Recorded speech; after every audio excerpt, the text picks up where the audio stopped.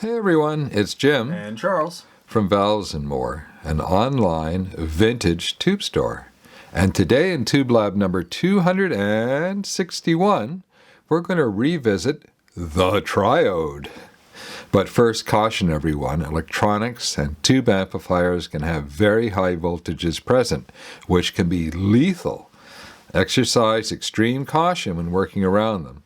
Always consult a professional technician when in doubt. First, I'd like to thank everyone who participated in the big fall sale. It was a huge success. And just a quick tariff update for our U.S. customers. We've been using a new shipper and broker for a couple of months now, and they are working out really well. With a final tariff amount applied at point of shipping, which allows us to quickly refund any tariff overpayment if one is due. And should you want to know what the exact tariff amount is before purchasing, just drop us a note and we'll check for you. Yeah, they've been really good. We haven't had a single issue with them with a lot of shipments going out, so that's saying something. Yeah, and the kits, of course, are made in Canada, and they are 100% tariff exempt. So there won't be a tariff applied when you buy a kit. And if you remember to put any of the accessories into your order at the same time, they're also tariff exempt. And as for the tubes, if the tubes are made in Canada or the US, they're exempt as well, so you're good there too. Yeah, I think some of the sets are actually split. Yeah, any of the sets that take a 6N6P, unfortunately those ones aren't tariff exempt, but we can, divide them up in our declaration so you don't pay for the entire set at a larger tariff rate. Yeah, so, and all of the tubes that we carry over in Valves and More that were made in the U.S. and Canada, of course, are tariff exempt. Now, how's the store set up? When you check out with a Canadian or American-made tube, there is no tariff charge. Is that correct? Right. And if there is one for something else, then you just get charged the tariff rate and we'll refund you if there's any difference. Right. Yeah, we use a standard tariff rate that applies to all goods shipped from Canada to the U.S., which is 35%. But the actual tariff rate is based on where the product was made. It doesn't matter where it was shipped from. It's always the source of the product's manufacturing, and those tariff rates change constantly. Yeah. They're different all around the world. So we'll have a different one for Japan, Ukraine, the UK. It doesn't matter. There'll be a different one for each one. Yeah. So, anyways, okay. So back to the focus of today, which is the Triode. The most important foundational technology of the thermionic valve era was the Triode. In fact, in the early days of radio receiving tubes, the vast majority of tubes were triodes. That included for telegraphy, telephone, and radio use. But what is a triode? How does it work? And why does any of this matter 100 years later? Okay, let's see if we can quickly answer these questions and hopefully have some fun along the way. In fact, Charles has got pulled a whole bunch of really interesting triodes from our inventory. And Dad put together this nice diagram here to hopefully explain how a triode works. Well, I think parts. I think nice is going a little bit too far. Useful, hopefully. Functional would be a good way of looking at it. So I've done a depiction that is sort of a mashup of the electric circuit and the physical build of the actual vacuum tube. So triode, of course, refers to the trio of anodes. Sorry, of electrodes. I knew I was going to goof that up. I'm staring at the first one. So the first one is properly called the anode. But commonly called the plate with tubes. Yeah, and we're going to see a lot of plates when we look at big tubes like the 300B in a few minutes. And it's really easy. The plate is the big structure on the outside of the electronic assembly. And Charles will point them out as we move along. This is the high voltage end, the V plus end. Typically something like 100 to 400 volts DC. Over here we've got the input grid, and typically this is called G1. in more complex assemblies like tetrodes and pentodes, we'll have G1, we'll actually have screen grids G2, G3, even G4. But the beauty of a triode is the simplicity of the circuit and the simplicity of the build. And a lot of that simplicity we can hear. And some of the very best sounding tubes for triodes. Okay, what's the third electrode? Well, the cathode. And this is your V minus. So the cathode is typically connected to a ground point through a resistor. There's other configurations, but that's the basics of it. Mm-hmm. And the cathode is the source of the electrons that are going to go through the circuit. You're jumping ahead on me. Mm-hmm. Yeah. Now, what's this red thing here? Well, this is the filament, though we typically call it the heater. Same thing. And it basically is a coated resistive wire that can either be run on an AC voltage or a DC voltage. And the typical voltages that are used are 5 volts for rectifier tubes, 6 volts, and 12 volts. Though there's some weird stuff out there, but those are the most common. I think the voltages range from 2 to, I think we've seen something up to 50 volts or something like that. So, yeah. So, what does that do? Well, and we don't consider this to be an electrode because this is it's just a heater. It's not really, even though it's part of the electronic assembly, it's not really part of the electronics.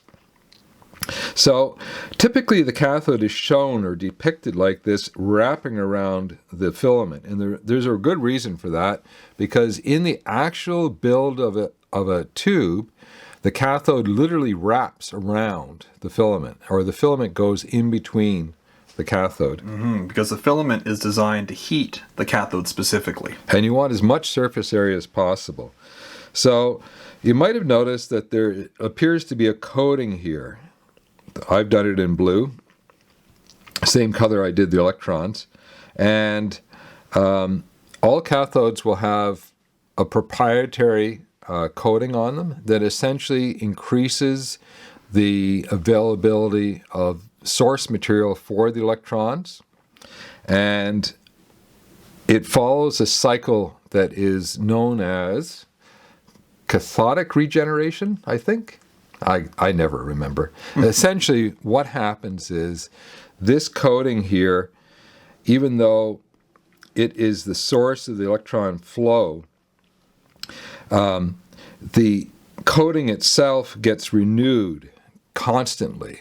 And this is one of the reasons why when a tube has been sitting around in storage, even a new old stock tube, if it's been sitting around in storage for 50 years, it may well need to be fired up, so lamped or heated, and it will really very quickly renew its cathode coating by retrieving material that's inside the tube.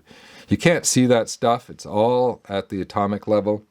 And actually, a lot of what it's doing is removing stuff off of the cathode itself. So stray gas particles that have managed to fall on there and stick to it will get burned off, and then you'll get an even layer of electron emission off the cathode.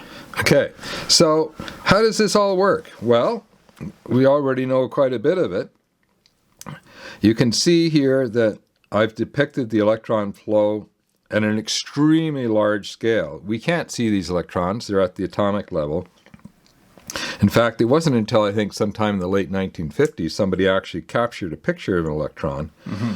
So we were already working with them without actually being able to see that they were there.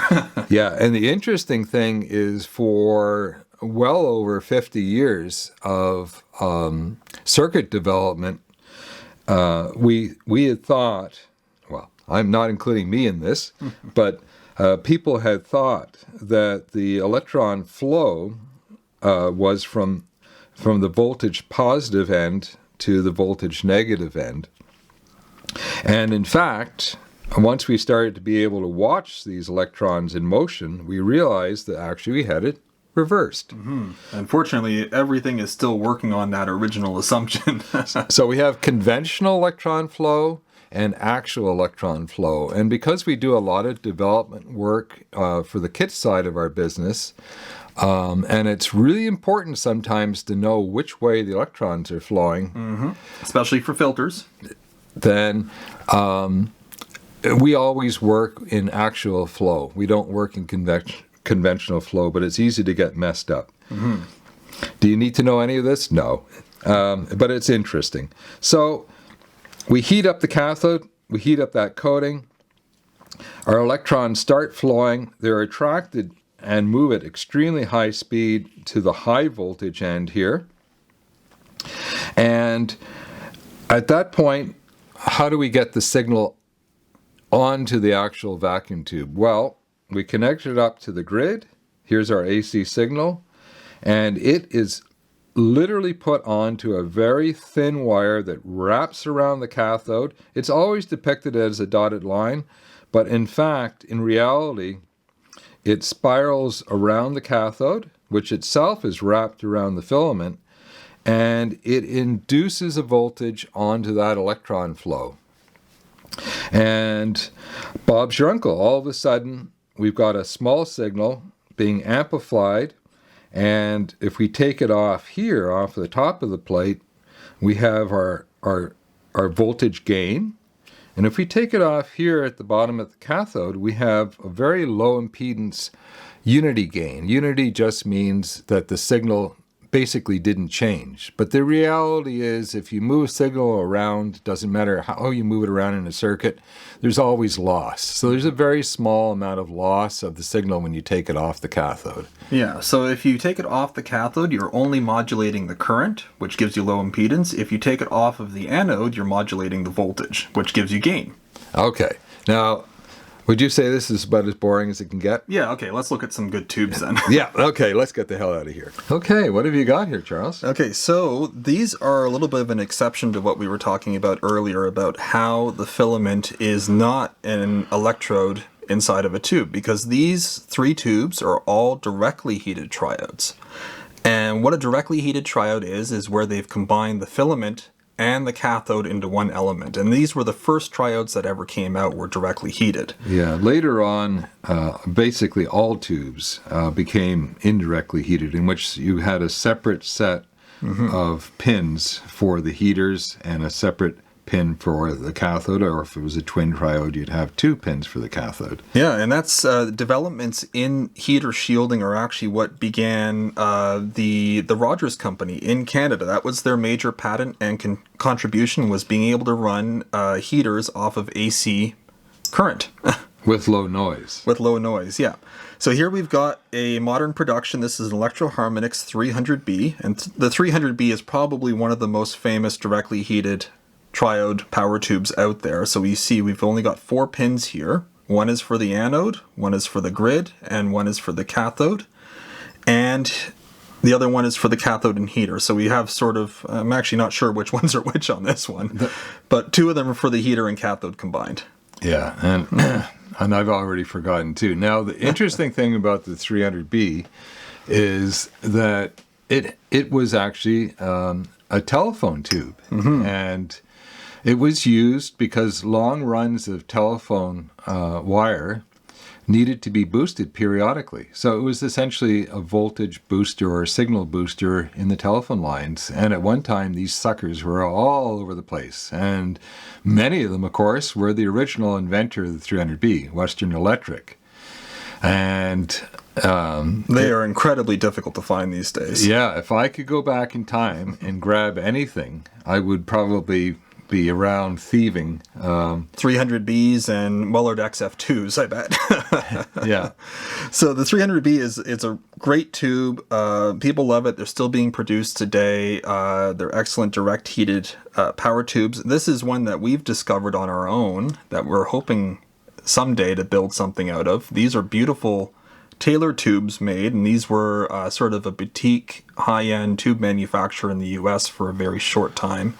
And this is the 830B, which is another direct heated triode. This was meant for transmitting duty, although it should work just fine for audio. And look at the the plates on this thing. Yeah, the plates are actually made out of a volcanic rock because this thing glows like the middle of our sun. It's unbelievable. A very, very sexy tube, very, very hot. And someday my retirement project is to build a pair of monoblocks with 830Bs, but I don't know when I'm going to retire, if ever, so that could be a few years from now. And then we have a slightly lower powered, I say slightly, but probably quite a bit more lower powered. This is a 45, and these were sort of the common power tube of the day for most general purpose applications. You weren't going to be running a 300B in something back then. If you had a home console, you'd probably be running a 45. Now, remember we said it was going to be really easy to spot the anode, or what most people call the plate. Well, you're looking at it. That big structure there? The big structures, that's the plate. That's the plate. Now, inside of that, you can think of it sort of like layers. What you have is a grid, and then under the grid, you have a cathode. And in this case, the cathode is also the heater. I don't know if maybe I can get that on screen here a little bit here. Yeah, and you can see the windings back and forth for the grid inside the plate there. Ah, yeah, you can see them. Mm-hmm. So these are all directly heated power tubes. What about indirectly heated ones where the cathode wraps around? Well, before we move on, one interesting thing about triodes is that even though today we typically know them mostly as voltage gain or preamp tubes, they also can very much be power tubes. And of course, the 300B is a classic example of that. You can use this as a preamp tube or you can use it as a power tube. Though typically today you'll see it used as the final power stage in an amplifier. Yeah, now why don't you see more triodes in power stages? Well, that's efficiency. Like everything with vacuum tubes, very quickly people were trying to get more efficient power production out of them or more gain out of them. So you would end up with tetrodes and pentodes and different topologies to take advantage of those, and people wanted more and more power. But really, you don't need a whole lot more than what something like a 300B or even a 45 could bring to the table for a home stereo system. You don't need, 100 watts to fill your room with sound, because back in the day, without efficient speakers, a 45 could do it for you just fine. Yeah. Now, if you've ever looked at a Norman Rockwell painting of an American family in the 1920s listening to their favorite evening radio show, well, you'll notice that they're all huddled around the radio, and that there's a reason for that, not only just to make it easier to paint everybody on the canvas, but everybody, of course, had to get close because there was a limit to how much volume those early radios could produce. Yeah, mostly due, I think, to the speaker drivers in them. Okay, let's switch out and take a look at some indirectly heated triodes. All right, well, we've got 3 very different tubes here, although 2 of them are actually quite similar. They're all indirectly heated, right? Yeah, these are all indirectly heated, and they're all actually dual triodes, but we'll get to that in a second here. One thing I wanted to draw attention to is how if you wanted more power out of a triode, or any tube in particular, you needed to go up in heater current and generally in tube and plate sizes. So this is a 6H13C, which is just the Soviet designation for a 6AS7, or the later 6080. And these are dual power triodes that were meant for regulating power supplies, but we use them in our OTL amps along with other people. And they're an amazing sounding tube. It's not surprising that a lot of OTL headphone amps make use of this particular tube. And you can see we've got these really large, wide, flat plates on here, and when these are lamped, they really glow beautifully, and you can see a brighter filament in here, and that tells you that we have a much higher current going through them. And of course the data sheet says the same thing. So yeah, so generally higher powered means higher powered filament, more current. There are ways to get around this by going higher in voltage, but since most tubes stayed around 6 or 12 volts in that range, that's what you usually end up with. So how do you get more power out of a single tube? Well, you put 2 of them in one bottle. You could actually parallel these guys and have double the current on one side if you were not rectifying with it, but if you were stabilizing a power supply, you could end up with 2 of them in there. And we did the same thing in our OTL headphone amp. Yeah. We paralleled one of these tubes. So essentially we have two power tubes in one bottle. Working together with the same signal going into both sides at the same time. And that's great. And they started making them even smaller. So here is sort of the power tube version of a 6SN7. It's not quite, but it was made in the same series as the 6SN7, and it is the 6BL7. So we have a power tube with two triodes, and we have a 12SN7 right here. Same idea, just with a 12-volt filament in it. And you can see right away that there's a significant difference in the size of the plate structure. Yeah, so the 6SN7, or in this case the 12SN7, was never designed to operate as a power amplifier. Its essential, its main purpose in life is to is for voltage gain. Mm-hmm. But over here, you can tell right away. You can look at this thing and you can say that's a current pusher. Yeah, it's chunky, it's taller plated, it's wider. And this is capable of putting out, I believe, about 3, maybe 4 times more current than a 6SN7 would. But as is typical with a power tube, it has much lower gain on the voltage side because it's not meant to apply voltage gain, it's meant to push current. So that's usually the trade-off that you get with power tubes. Not that you'd want to use them for voltage gain anyway, although you do see that in some weird cases. Yeah. And what is the culmination of the development of the triode, Charles? Well, they kept going after these guys, but in our opinion, this is the culmination of the technology. This is the best that it got here, was having 2 triodes in one bottle that were well designed, that were a good medium gain, and their general purpose. They're good for just about everything. And you may notice that in this later development of it, you can see how, if Charles rotates it some more, you can see how the plates are actually angled. And that's because, of course, we've got 2 electronic circuits working away at the same time. And what they ended up doing is finding the least amount of interference between the sections. So they could work completely independently if you needed them to. Yeah, and later developments actually would put a ground shield in between, particularly in the smaller tubes like the Soviet 6N1P, and I think some 12AU7 variants had a shield of some sort in there, but yeah, they wanted to make sure that those 2 sections stayed independent, and in a much smaller bottle that's harder to do, so they did have to put some shields in there in some cases. Yeah. Okay. Well, thanks for doing that, Charles. Have we got anything to show off this week? Well, actually, this guy right here is representative of a whole bunch of 12SN, GT, and GTA Sylvania tubes that we've got in that I'm going through right now. We have used and new old stock. We have ones with the beautiful big chrome dome and ones with the later lighter chrome, which is probably a little more similar to the BL7 here. And these are fantastic tubes. So one of the really important things to look for in a preamp or even an integrated amplifier is a design that takes variable voltage on the preamp tubes, so either a 6-volt or a 12-volt option, because these Sylvania tubes in the 6SN7 version they're almost extinct now. There's still, I mean, we have hundreds of them lying around in our little warehouse, but we don't have matches, and a lot of them have sections that aren't close. Finding a pair that are high testing and close matched is next to impossible.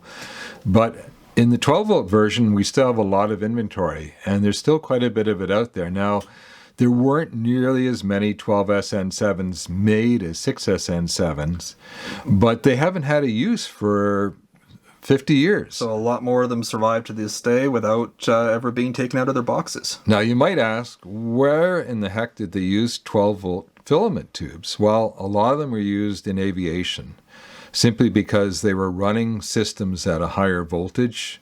For a long time, vehicles actually ran on 6 volts. So trucks and vehicles. And it wasn't until, I think, about 1954, something like that, I forget the exact year, that the whole automobile industry and truck industry started switching over to 12-volt batteries. And then all of a sudden, of course, they needed 12-volt filaments. So the vast majority of 12-volt tubes you see out there they were made for higher applications than home audio. So they're often really very well-made tubes. And because they're sealed in a vacuum, the electronics have survived 50 years. Even we've seen 100-year-old tubes that are basically like brand new. Testing like brand new. Yep. They look brand new. They test brand new, and it's stunning that something,